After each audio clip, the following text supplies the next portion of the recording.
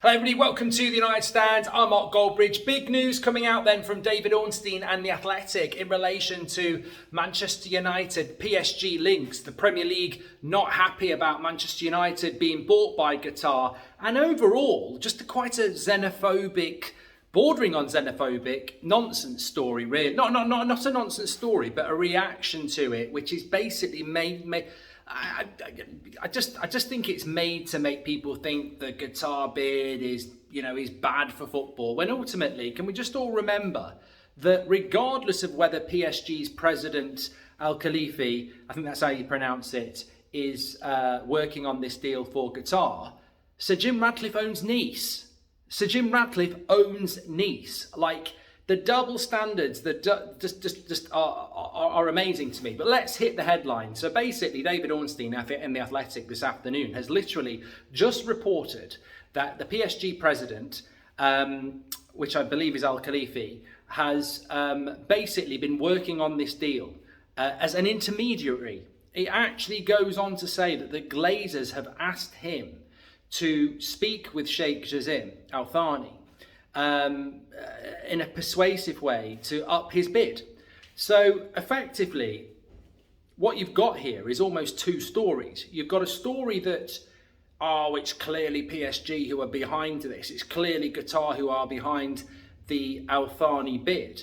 But then in the article itself, it says that the Glazers have been negotiating with the PSG president, trying to use him as an intermediary to speak directly with Al Thani to up his bid. And then you've got this story that the Premier League and some Premier League clubs are against this deal for obvious reasons and want it to be investigated by the Premier League because they suspect that the ownership may well be that of PSG. Well, hello, I'm Mark Goldbridge, but hello, Sir Jim Ratcliffe owns Nice. Does being born in Manchester and being British preclude you from the same rules of anybody else? I don't know where we're going with this story. I think in some ways it's quite positive and let's deal with the positive. The positive is, and there's no reason to disbelieve somebody like David Ornstein or The Athletic, the positive of this is if the Glazers are using the PSG president as a go-between intermediary to discuss upping the bid or discuss the bid with Sheikh Jassim, then this means that there is an openness from the Glazers to get a bid done. And therefore, it doesn't mean it's plain sailing for Sir Jim. Also, if he's acting as an intermediary, then Qatar, business, etc., then the PSG president, obviously PSG is owned by Qatar, it's logical that that sort of conversation would take place. So on a positive sense, I think it's good if you want Qatar that the Glazers are entertaining and utilising an intermediary such as the PSG president as a bit of a go-between to, initiate and encourage further bids. That's a positive. The negative that's been spun almost instantly is that Premier League clubs want it to be investigated and that ultimately we're just going to be owned by PSG. Because people have completely, in what I would call their xenophobic state, have completely flipped the story from what it was not reported. You've got people out there going, this is ridiculous, I've always said this, it's PSG who are going to buy Manchester United, not Al Thani. I don't want that sort of model, it's all corrupt, it's all dodgy.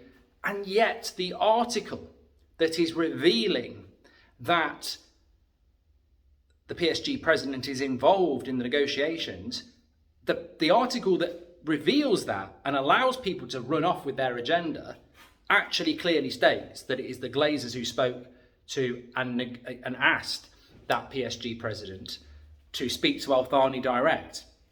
So it's full of contradiction. I don't get the stance of people saying, well, we're going to be owned by PSG. I don't get the stance of the people who are saying this is corrupt. And I don't get the stance of the people who are saying we want this to be investigated by the Premier League. Because ultimately, if you are a Premier League club and you want this to be negotiated, it's hilarious. It's hilarious how you are suddenly making such a big effort because Manchester United might get bought by Qatar And yet Newcastle are already owned by Saudi Arabia, and Man City are already owned by Abu Dhabi. The horse is bolted on this one, and trying to stop Manchester United from having that ownership model is basically like saying, we don't mind Man City having it, we don't mind Newcastle having it, but Manchester United's a step too far.